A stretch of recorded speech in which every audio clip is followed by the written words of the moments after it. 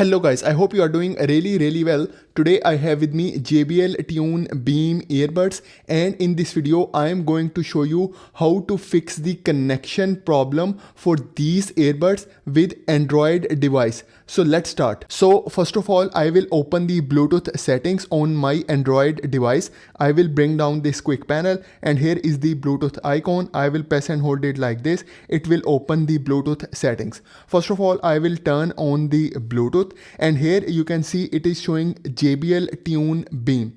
But if I try to select it after few seconds, it will say the connection is unsuccessful. It is unable to connect the JBL Tune Beam with my Android device.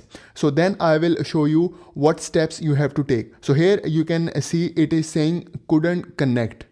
So now what you have to do, first of all, you have to insert your earbuds back into the charging case. So I will insert them one by one in the charging case. And then what you have to do, you have to turn off the Bluetooth. So now I will turn off the Bluetooth. Now what you have to do, you have to close the charging case and then you have to turn on the Bluetooth and then open the charging case. So now I will open the charging case.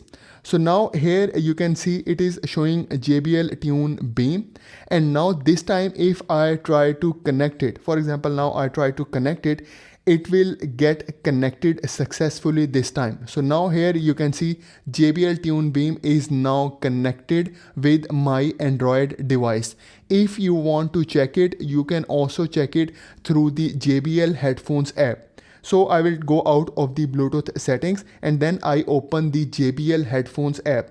So here is the JBL headphones app. Here you can see if I go back, JBL Tune Beam is connected and ready to use with all the features and functionalities. So guys, this is how you can fix the connection problem for JBL Tune Beam earbuds with your Android device. So this is for today's video. Please like this video and please subscribe to my channel. Thank you very much.